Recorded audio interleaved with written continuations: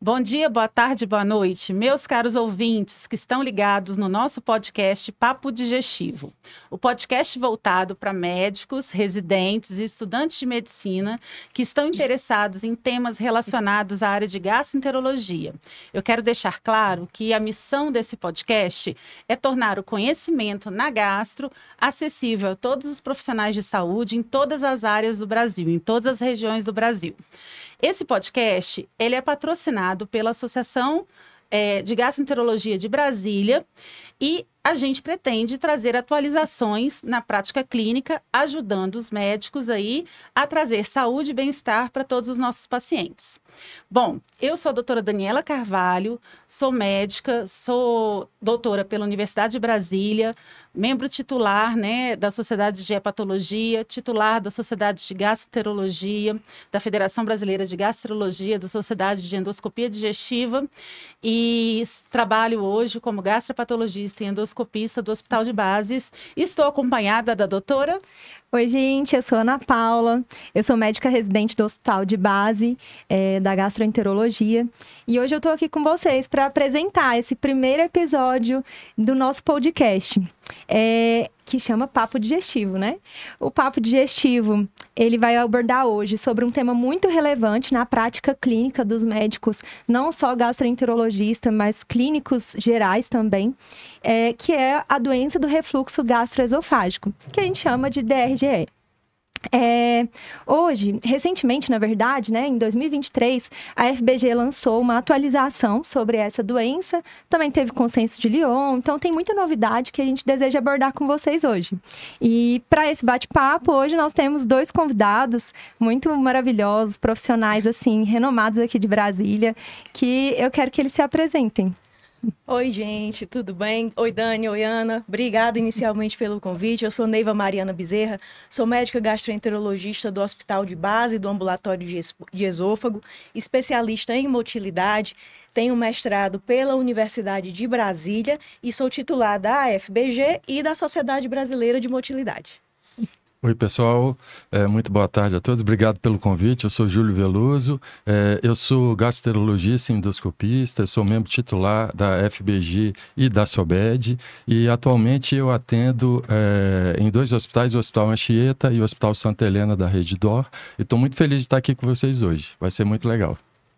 Bom, a gente escolheu esse tema para inaugurar o podcast Papo Digestivo, porque a doença do refluxo gastroesofágico é uma doença muito prevalente na nossa população. Estima-se que 20% da população urbana tem a doença do refluxo e é uma doença com uma implicação muito grande na vida social desse paciente, na rotina desse paciente e com riscos de complicações graves, como estenose esofagiana, esôfago de Barrett ou mesmo adenocarcinoma esofágico. Considerando que é uma queixa comum no consultório do gastroenterologista, eu queria começar o nosso bate-papo de hoje perguntando para a doutora Neiva. Doutora Neiva, o que é doença do refluxo gastroesofagiano e, assim, o que a gente pode esperar de sintomas dessa doença? Então, Dani, a doença do refluxo, eu acredito que o primeiro ponto importante em relação a ela é que é uma doença crônica, então ela tem controle, mas não tem uma cura completa.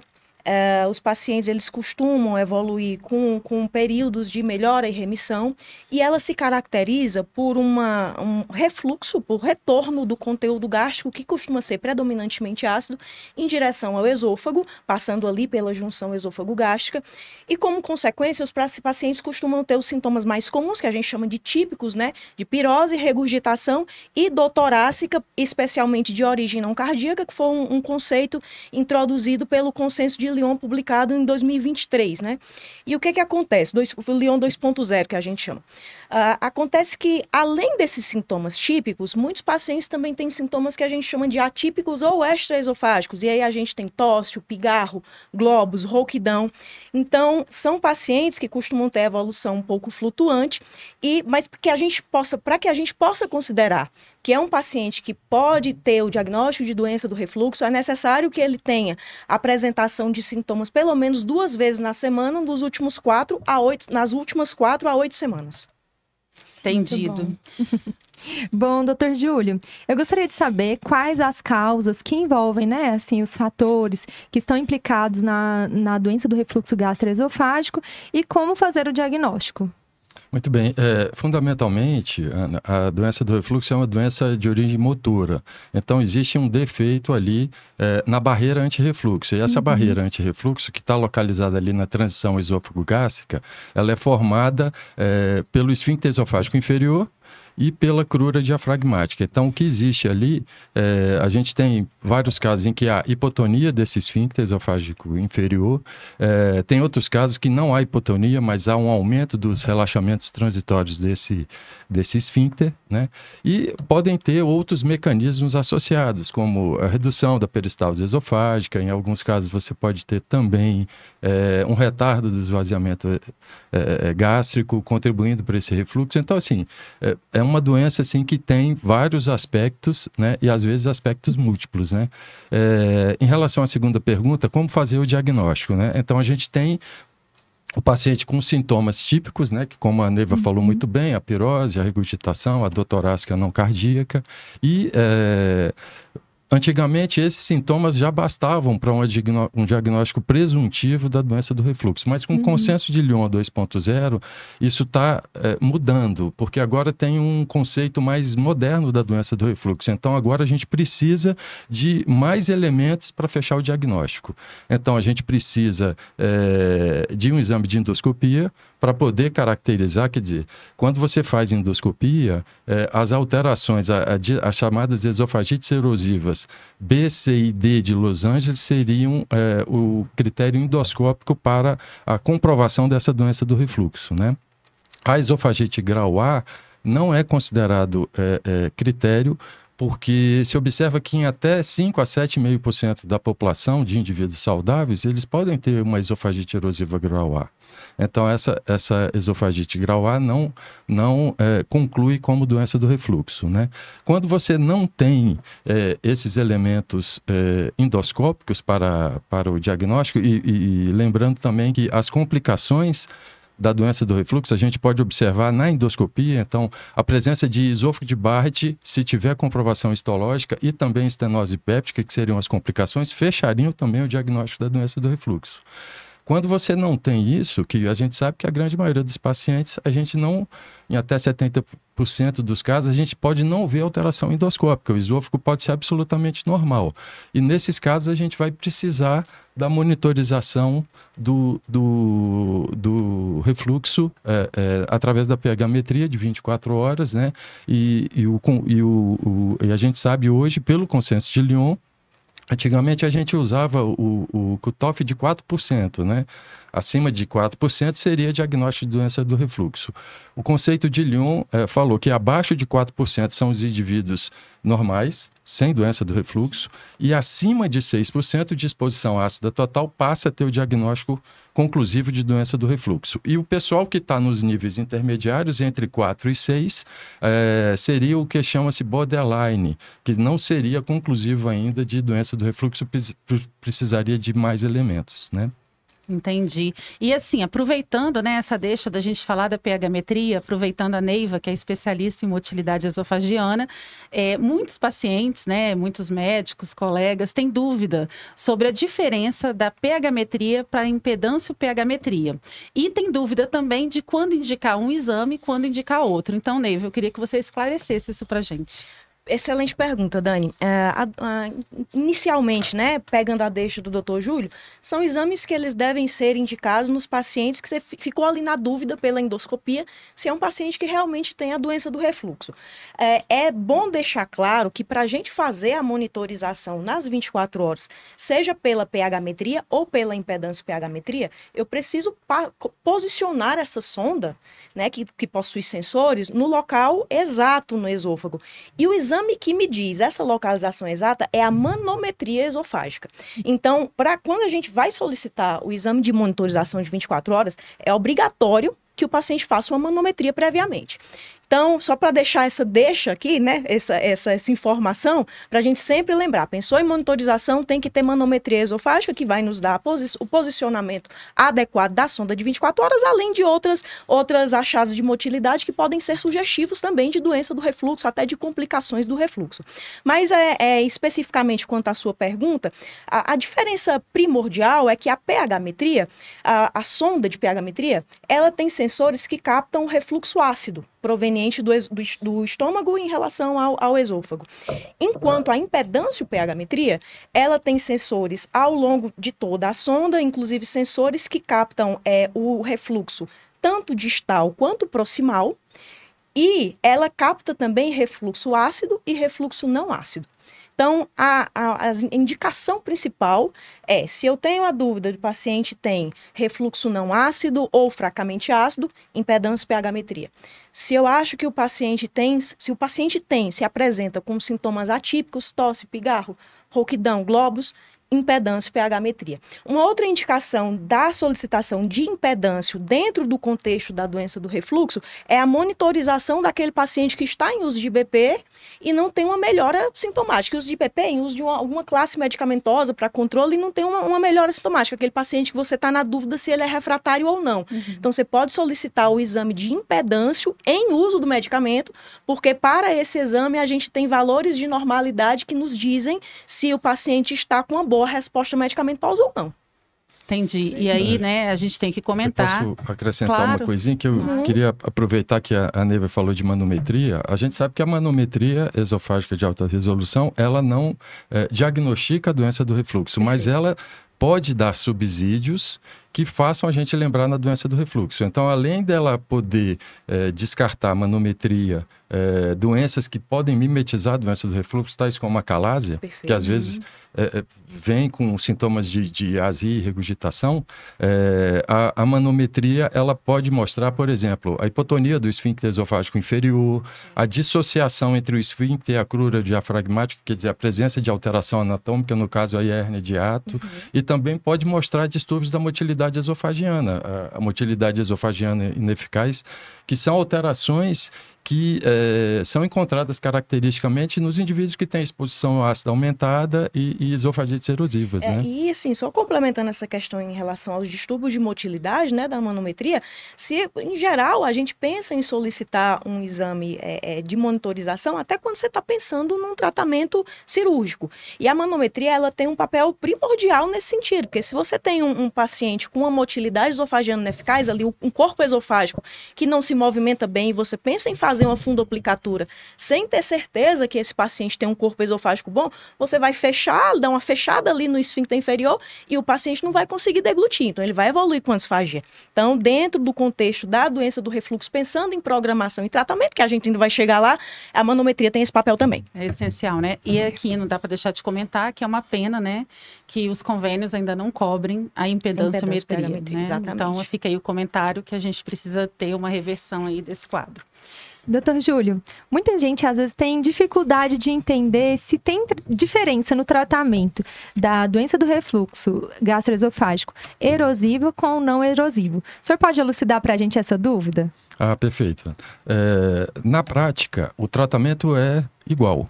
Então, a gente não vai mudar o tratamento, porque o tratamento para a doença do refluxo, tanto erosiva quanto não erosiva, é o mesmo. É o tratamento Gold Standard, é o uso de inibidores de bomba protônica e atualmente também a gente tem os PCABs, os bloqueadores de acidez que competem com o potássio, né? Que são as medicações de escolha. Então, a gente sabe que a maioria dos pacientes vai responder muito bem. Agora, a diferença pode ter, por exemplo, nas doenças mais severas, né? Então, quando o paciente tem uma doença erosiva mais severa, às vezes a gente vai precisar de medicações mais potentes, né? Então, a gente vai ver a diferença aí. Mas como a maioria dos pacientes com doença do refluxo, eles têm doença leve, então não vai ter, na prática, muita diferença na eficácia do tratamento. Vai ser o tratamento padrão e vai funcionar na grande maioria dos pacientes, né? Certo. Mais recentemente, a gente teve o lançamento aí de novos medicamentos para o tratamento de refluxo, úlcera, de outras patologias, que são os PICABs, os bloqueadores ácido competitivos de potássio. E eu queria perguntar, Neiva, qual é a diferença entre os PICABs e os já usados inibidores de bomba de prótons, né? Excelente. E também, quando que a gente vai indicar o uso dessas medicações mais novas, os PICABs? É uma pergunta importante, até porque a gente tem observado um uso um pouco, digamos assim, indiscriminado. Então, é interessante que a gente separe o joio do trigo para indicar o que o paciente precisa naquele momento, né? Indicar a medicação para o paciente certo. Mas aqui a gente vai voltar ali para os primeiros anos de faculdade, né? Lembrando de farmacologia. A diferença é farmacológica. Mas existem 2 pontos principais que separam os IBPs dos PCABs. Enquanto os IBPs, eles são profármacos, então eles precisam estar em um meio ácido, em um ambiente ácido, para que eles sejam ativados, os PCABs não têm essa necessidade, né? Então esse é o primeiro ponto. Então, por que é que a gente precisa tomar o IBP em jejum? Porque ele precisa passar pelo estômago, os IBPs, eles têm um envoltório, né, gastroresistente, para eles passarem pelo estômago e ali lesos, até chegarem ao duodeno, onde eles vão ser absorvidos. E isso aí demora aí 30, 60 minutos, é o tempo que o paciente vai se alimentar.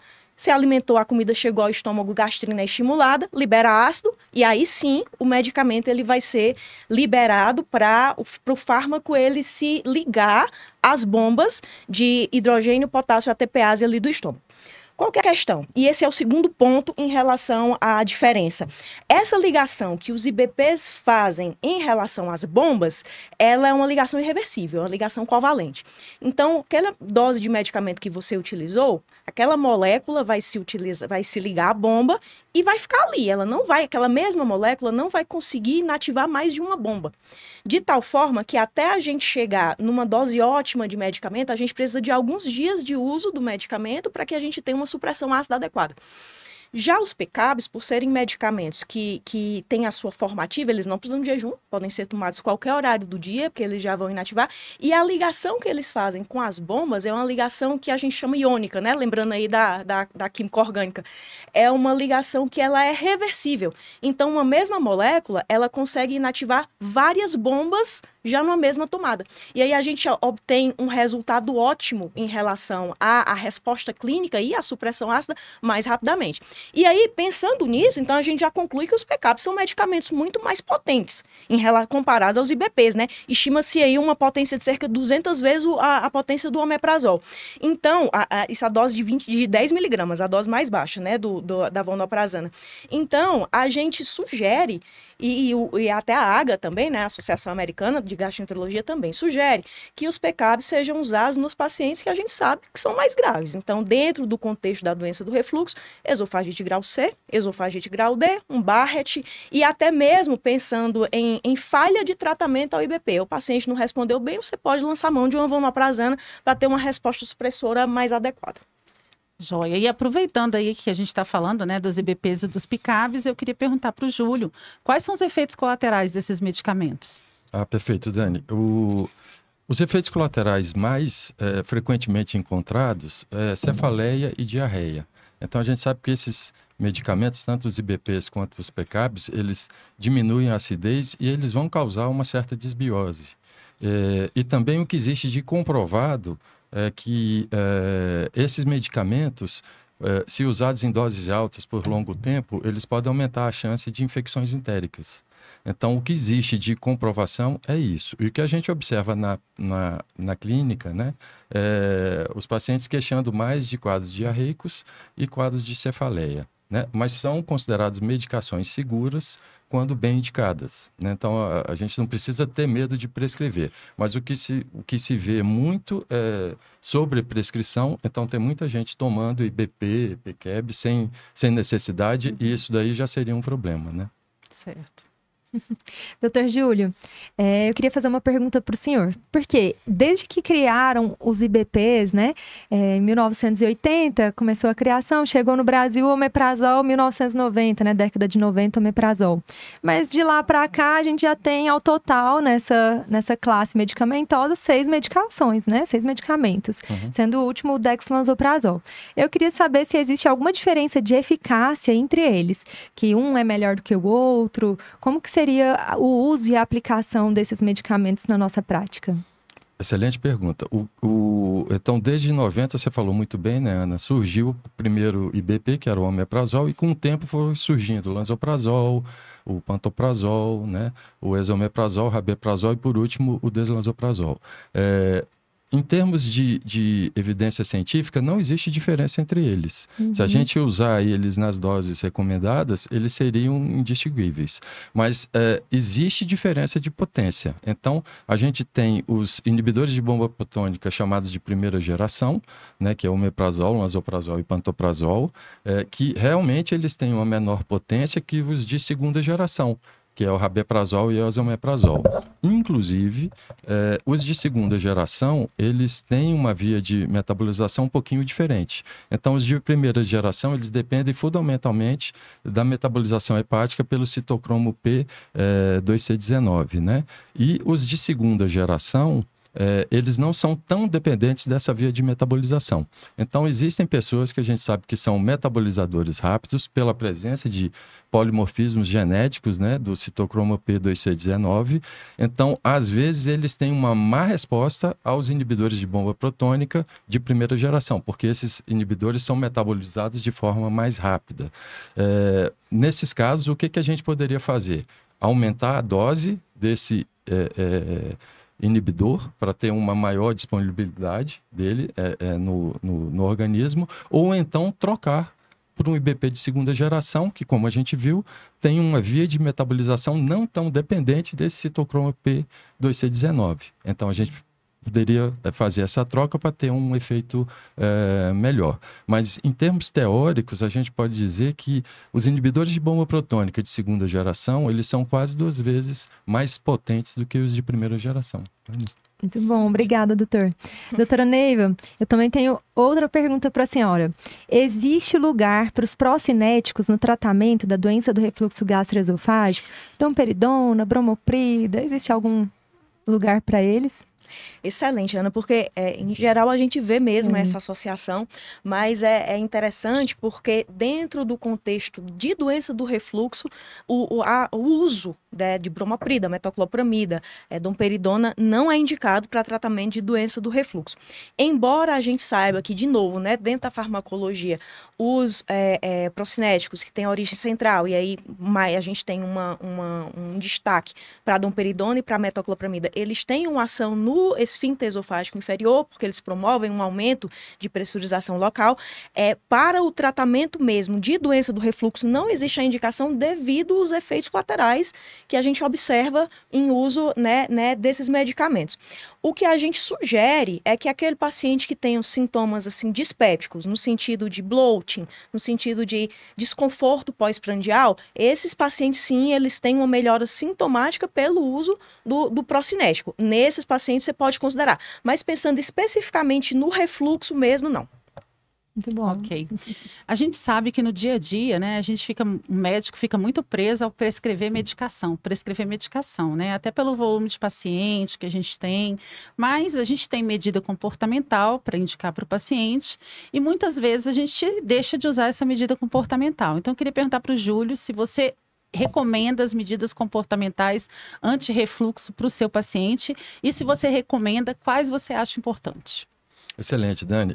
Eu sempre recomendo as medidas comportamentais porque eu vejo que elas são importantes do ponto de vista prático, apesar de a gente não ter evidência científica contundente do benefício dessas medidas. Mas na prática clínica, a gente observa que elas são de muita valia no tratamento da doença do refluxo. O paciente vai ter benefício. Então, assim, várias são importantes. Eu citaria a perda de peso naqueles pacientes que estão com sobrepeso ou com quadro de obesidade, porque a gente sabe que quando isso ocorre, tem infiltração de gordura ali em volta ali da transição esôfago-gástrica, então isso vai ter uma repercussão no mecanismo de barreira antirrefluxo. Então, além disso, o aumento da gordura visceral abdominal vai aumentar a pressão intraabdominal. Então, isso vai concorrer também para um maior refluxo, né? Então, esse seria um ponto. O outro ponto seria de elevação da cabeceira da cama em torno de 15 centímetros naqueles pacientes que têm sintomas noturnos. Então, acho que isso é bastante importante. Mudança de hábito no sentido de evitar comer e deitar. Então, quando a pessoa faz a última refeição, esperar pelo menos 2 a 3 horas para ir deitar, isso é importante. Evitar o fumo e o álcool, porque a gente sabe que o fumo e o álcool, eles diminuem a pressão do esfíncter inferior do esôfago e eles também alteram a peristalse e retardam o esvaziamento gástrico. Então, isso também seria benéfico. E se fala muito dos alimentos, né? Então, vários alimentos, a gente sabe que na prática, vários alimentos piora a doença do refluxo. Então, qual que é a recomendação? O paciente saber qual alimento piora a doença dele e ele vai evitar os alimentos que são desencadeadores de sintomas. Na prática, a gente citaria a cafeína, chocolate, os alimentos gordurosos, hortelã, álcool, né? Então, assim, são coisas que são importantes mesmo, né? Ok. E lembrar que é levantar a cabeceira, né? Não é o travesseiro. Então, o pessoal fala do tijolo, né? No pé da cama. Às vezes essa história do tijolo dá uma briga entre o marido e a mulher. Aí, às vezes, a gente sugere aquele travesseiro. Tem um travesseiro anti-refluxo, né? Que a adaptação costuma ser bem bacana. E a resposta é muito boa também. O travesseiro é bem interessante. Que é uma rampinha, né? Isso. Não dá muita dor nas Doutora costas. Neiva, e quais são as opções terapêuticas? O que seria a opção para um paciente que teve um tratamento já com IBP, mas agora foi considerado uma doença do refluxo gastroesofágico refratário? Então, pensando que o tratamento inicialmente, né? Quando a gente pensa num tratamento medicamentoso, a sugestão é que a gente mantenha ali o medicamento por 60 dias, inicialmente, até uma reavaliação, 60 a 90 dias. Primeira medida que precisa ser observada é se esse paciente realmente é refratário, no sentido de se usou o medicamento no horário adequado, né? Esperando ali jejum, e se fez o uso regular. Que às vezes o paciente diz, doutor, eu usei o medicamento, mas na verdade usou um dia, esqueceu 2 e assim vai. Então, confirmado que isso realmente foi seguido, o que se sugere é ter algumas opções. A primeira opção é a gente dobrar a dose do medicamento que o paciente vem usando, então ele passar a usar de manhã e à noite, ou até 2, dependendo da classe do medicamento, usar uma vez só, né, no mesmo horário, 2 comprimidos no mesmo horário. Segunda opção é estender o tempo do tratamento e passar aí para 90 dias. Uma terceira opção seria fazer a associação com outras classes medicamentosas. Então, a gente vê boa resposta em pacientes ali que tem refluxo à noite, tem sintoma à noite, percebe que é o horário que incomoda mais. A gente pode associar bloqueador H2, embora deva ser feito por pouco tempo, pela questão da taquifilaxia. A gente também pode lançar mão do alginato, que é medicamento excelente para controle, né? Porque ele tem um mecanismo de ação, ele deve ser tomado após refeição. Então, a função dele, ele é um gel, você pega, ele age, o paciente toma depois da refeição e ele forma uma barreira ali entre o que o paciente acabou de comer e o refluxo. Então, e o esôfago, desculpa. E aí, aquele conteúdo tanto ácido quanto não ácido, ele não consegue voltar para o esôfago. É importante em relação ao alginato que sempre seja orientado também que o paciente ele fique sem beber nem água, de 30 a 60 minutos depois que ele tomou o alginato, porque senão ele quebra essa barreira, porque é uma questão física mesmo. Mas é medicamento interessante de a gente usar até mesmo nas grávidas, porque ele não é absorvido. Então, as grávidas têm uma resposta muito boa para controle sintomático, principalmente quando está com aquele barrigão ali em fase final de gestação, né? E também no refluxo não ácido. É uma excelente opção. Eu tenho uma dúvida, Neiva. Quando a gente fala de refluxo não ácido, é muito difícil, né? Porque a gente tem pouca droga para ser usado. O que você trata além do alginato? O que mais você pode usar? Então, essas medidas comportamentais que foram citadas aqui pelo Dr. Júlio, elas têm um papel importante, crucial mesmo, assim, no controle do refluxo não ácido. E dentre as medicações, né, que a gente tem disponível atualmente, o alginato é o que a gente percebe uma resposta mais adequada. Alguns trabalhos também falam, e até no nosso consenso também fala, de uso de alguns neuromoduladores. O paciente costuma ter uma resposta até boa, mas eu não lanço tanta mão, até por uma questão de preconceito do paciente. Geralmente, quando a gente usa um neuromodulador, lá na bula está escrito que é ansiedade e depressão, o paciente já fica meio assim, né? Mas dentro da terapêutica, a resposta também costuma ser adequada. Mas o melhor medicamento, que seria o que age, né, no que a gente chama ali do relaxamento transitório do esfíncter esofágico inferior, que é o principal mecanismo fisiopatológico da doença do refluxo, é o baclofeno. O problema é que ele tem muito efeito colateral. Então, sonolência, tontura, fadiga. Então, em geral, o uso é limitado. por esse tanto de efeito colateral. Então, acaba que a gente fica mesmo ali com medidas comportamentais, um alginato, a resposta é excelente, e às vezes um neuromodulador dá uma resposta boa também. Júlio, e eu queria fazer uma pergunta que a gente sempre fica na dúvida, né? Porque, assim, alguns consensos, na verdade só o American College, acho que só nos Estados Unidos, mas tem consenso que fala sobre a terapia empírica com IBP, né? Não é a realidade brasileira, que a endoscopia é uma coisa barata, né? Muitos pacientes têm acesso, o plano de saúde também, muitos pacientes têm acesso, e a gente acaba não fazendo terapia empírica, a gente acaba investigando melhor esse paciente. Mas você faz terapia empírica em algum tipo de paciente? E se você faz, em quem que você indica terapia empírica? Eu não costumo fazer terapia empírica, então eu gosto de caracterizar bem, sempre gostei de caracterizar bem a doença através de exames, né? Pelo menos a endoscopia digestiva. A minha vida toda foi assim, sempre investigando. Agora, eu acho que é factível, sim, em algumas situações, quando você tem um doente jovem, com sintomas de curta duração, sintomas típicos e que não tem nenhum sinal de alarme, você usar um inibidor de bomba protônica por um período ali curto, como um teste terapêutico, eu não veria problema nenhum.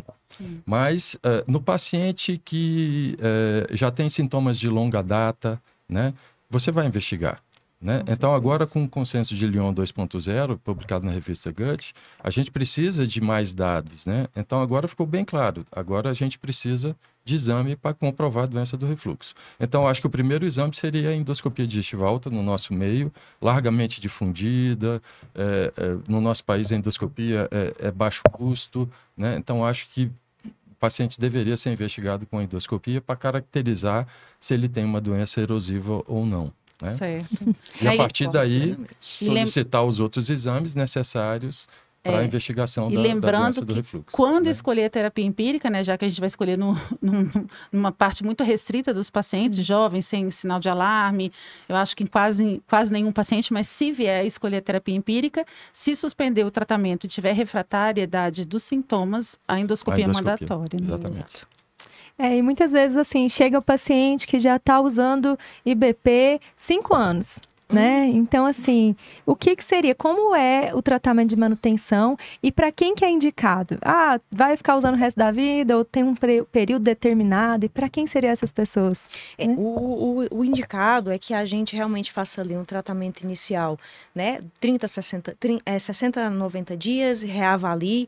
Agora, se é um paciente que tem um esofagite mais importante, é um C, um D, um Barrett, é um paciente que ele é refratário, você tirou medicação, mas começa a tirar o paciente e volta a ter sintoma, inicialmente aprofundar a investigação, às vezes até procurar um distúrbio funcional em associação. Os consensos, eles deixam isso muito claro, que você sempre tem que lembrar que a doença do refluxo, ela não precisa coexistir sozinha, podem existir outras patologias associadas. Então, expandir a investigação antes de sugerir um uso crônico de um IBP, porque a gente já falou de todos os efeitos colaterais que podem advir, né, em relação a isso, mas a gente sugere mesmo um uso que pode ser mais prolongado nesses pacientes C, D, Los Angeles C, Los Angeles D, Barrett, ou nos pacientes que têm sintomas refratários, lembrando que são pacientes que, caso não tenham uma resposta adequada, eles têm que ser considerados para tratamento cirúrgico.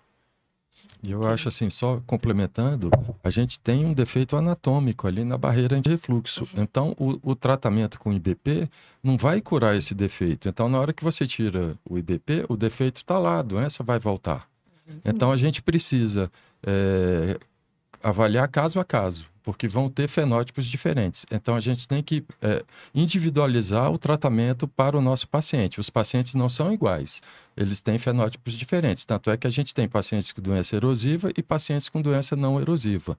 Então, os pacientes com doença erosiva, como o Neiva falou muito bem, aqueles que têm doença mais intensa, eles vão recidivar em 100% em menos de 6 meses. Né? E os que têm doença não erosiva, 2/3 vão recidivar. Então, a princípio, a maioria dos pacientes vai precisar de um tratamento de manutenção. Agora, tem pacientes que vão conseguir, a gente consegue tirar o remédio, porque eles podem permanecer, principalmente os pacientes com doença leve, eles podem permanecer um tempo sem sintomas e você usar de demanda, de acordo com a necessidade, né? E aí entra aquela questão da listinha que a gente sempre entrega para o paciente, né? Alimentos que você não pode comer, hábitos de vida que você tem que seguir. E aí, geralmente, o que é que eu sugiro? Eu tirei o medicamento, fica ali um uso sob demanda. Vai sair no fim de semana, vai para um churrasco. Filho, antes de sair, você toma um remédio, porque vai dar ruim. E aí, a gente vai manejando dessa forma. Em geral, o paciente compreende e entende, mas são pacientes que você tem que deixar avisado que, geralmente, os sintomas, eles podem voltar e, às vezes, pode ser o momento de a gente se encontrar novamente, né? Entendi. Júlio, reconhecendo aqui você como um grande endoscopista e intervencionista, né? Eu queria te perguntar se existe hoje em dia algum tratamento endoscópico aí, até o momento, promissor, a curto e longo prazo aí para o tratamento do refluxo gastroesofágico. Sim, Dani, eu acho que existem, assim, tratamentos endoscópicos minimamente invasivos que são realmente promissores, mas infelizmente a gente não tem ainda trabalhos mostrando um grande benefício, assim, trabalhos mostrando bons resultados a longo prazo, porque falta ainda esse longo prazo para demonstração dos resultados, né? Mas eu poderia citar 3 tratamentos. Então, tem o tratamento Stretta, que é a aplicação de radiofrequência ali na topografia da cárdia. Esse tratamento, assim, existem dados conflitantes na literatura, trabalhos mostrando benefício, outros mostrando que não funciona muito bem, mas infelizmente a última notícia que eu tive é que o representante brasileiro deixou de importar. Então foram feitos alguns casos no Brasil, mas eles não estão mais importando. Tem o TIF, que seria a fundoplicatura endoscópica, então se usa uma plataforma que é capaz de disparar fasteners de polipropileno, fazendo uma fundoplicatura à semelhança da fundoplicatura cirúrgica por via endoscópica, né? É um tratamento que já chegou no Brasil, então inclusive a gente já fez um caso aqui em Brasília, mas nos Estados Unidos se usa já há mais de 10 anos, mas está chegando aqui no Brasil. Então, eu acho que é um tratamento bastante interessante, principalmente para pacientes que têm alterações anatômicas mínimas, ou seja, aqueles que não têm hérnia de hiato ou hérnias de hiato muito pequenas, menores do que 2 centímetros. E tem um outro tratamento, que também é endoscópico, que chama ARMA, que seria uma ablação da mucosa usando plasma de argônio, que também é um tratamento bastante interessante, em que você usa o plasma de argônio para causar uma lesão térmica da mucosa e submucosa ali da região da cárdia. Então, o objetivo é causar inflamação, necrose e um processo de cicatrização com fibrose, a redução ali do diâmetro da transição esôfago-gástrica. Também bastante promissor. E essa experiência começou no Japão, através do grupo do professor Inoue, e eu acho que é uma coisa bastante interessante, principalmente nesses casos. São pacientes assim, extremamente específicos, então são pacientes que não têm hérnia de hiato ou que têm hérnias de hiato muito pequenas, né? Então, eu acho que esses seriam os principais tratamentos endoscópicos disponíveis, né? Certo. Neiva, e assim, com tanta medicação, né, a inovação dos IBPs, a inovação aí dos PICABs, mais os tratamentos endoscópicos, existe espaço ainda para a cirurgia anti-refluxo? E qual seria esse momento de indicar essa cirurgia para os pacientes? Existe, mas é assim, era o que a gente até discutia ali, é um tratamento que ele é para ser considerado assim, a exceção. Agora, o paciente, se ele é um grau C, um grau D, ele tem um Barrett, é um paciente que você tem que pensar realmente que ele tem uma indicação, se é um paciente que ele recai muito, que ele tem muita necessidade do uso prolongado, usa medicamento há muito tempo, ele tem que ser pensado, lembrando que é o paciente que tem que fazer uma manometria previamente para a gente descartar que se esse esôfago está mesmo doente, né? E se o corpo esofágico está doente para poder aguentar a cirurgia. Então, de cara, né? A gente tem os pacientes esofagite grau C, grau D, Barrett's, hérnias hiatais grandes também, assim, volumosas, né? Acima de 5 centímetros, também devem ser considerados. Né? Bom, então acho que a gente vai ficando por aqui, né? Alguém tem mais alguma coisa para acrescentar, gente? Não, Acho que Não, acho que a gente abordou tudo. eu acho que dentro do que foi proposto, a gente conseguiu pegar tudo. Bom, gente, eu gostaria de agradecer muito a presença de vocês, o tempo e a disponibilidade de vocês compartilharem o conhecimento de vocês que realmente enriquece as nossas vidas. E eu queria saber se vocês têm alguma mensagem final, assim, um resumo para gravar na cabeça das pessoas e ninguém esquecer o que é mais importante da doença do refluxo gastroesofágico. Vamos lá. Eu acho depois você pode complementar. Beleza. Eu acho que assim, o mais importante é a gente ter um diagnóstico correto da doença do refluxo. Porque às vezes a gente está tratando uma doença que só pelo sintoma pode não ser a doença do refluxo. Então, primeiro ter o diagnóstico correto. Que você pode ter o paciente com acalásia, que vai ter sintomas semelhantes, você pode ter o paciente com esôfago hipersensível, que é ou com pirose funcional, que não é doença do refluxo, mas que também se manifesta com os mesmos sintomas. Você pode ter pacientes com dispepsia funcional, que vai ter sintoma também de pirose, né? Então, assim, primeira coisa, eu acho que o mais importante é ter o diagnóstico correto. Então, investigar o nosso paciente. Ele tem sintomas típicos? A endoscopia tem as características que fecham o diagnóstico de doença do refluxo. Se não tiver, fez avaliação funcional do esôfago, pH-metria, manometria. Então, eu acho que isso é o mais importante. Se a gente tem um diagnóstico correto, a gente vai, com certeza, acertar o nosso tratamento. Se a gente não acerta o diagnóstico, fatalmente a gente vai errar o tratamento também. Perfeito. E eu vou voltar só em um ponto aqui, a manometria pela hóstia consagrada. Vai pedir a pH-metria e a impedância, pede a manometria junto. E eu queria complementar também, não prescrever IBP e PICAB indiscriminadamente. A gente tem que saber o que a gente está fazendo e saber o porquê está prescrevendo e quando que esse paciente vai usar continuamente e quando suspender. E lembrar também de fazer o desmame desse paciente quando você for suspender, porque também já tem estudos que mostram que quando você desmama, né, o IBP, você tem aí uma menor chance de recidiva dos sintomas, né? Não que eles não vão recidivar, que a gente sabe que a chance é alta, mas a chance é menor. Excelente. Pessoal, então, em breve nós estaremos novamente, né, com um novo podcast. Como é que vai ser o tema, doutora Dani? Pois é, nós vamos estar de volta em breve com um podcast sobre doença celíaca e novos convidados, né? A gente queria agradecer, né, mais uma vez a Associação de Gastroenterologia de Brasília pelo patrocínio. O nosso Papo Digestivo hoje vai terminando por aqui. A gente quer agradecer ao Júlio e à Neiva aí que abrilhantaram o nosso podcast hoje maravilhosamente. Vocês querem agradecer, falar alguma coisa? Sim, agradecer. Muito obrigada Dani, obrigada Ana, obrigada Associação Brasiliense, né, pelo convite. E estou sempre aqui à disposição. Obrigada, Júlia, aqui pela parceria no nosso bate-bola aqui. Excelente, muito obrigada e é isso. Gente, só gratidão, foi uma honra estar com vocês, Dani, Ana, Neivinha. E aqui vem outros bate-papos que foi muito interessante. Obrigado mesmo, foi muito bom. Que bom. E aí, queridos ouvintes, a gente quer que vocês mantenham-se aí conectados com a gente e que não percam aí o próximo podcast, que em breve vai estar saindo. E eu quero só deixar mais um recado. Sigam nossas redes sociais, Instagram, YouTube e o nosso podcast, né, oficial do Spotify, Papo Digestivo. Aguardamos vocês. É isso aí, pessoal. Beijo enorme.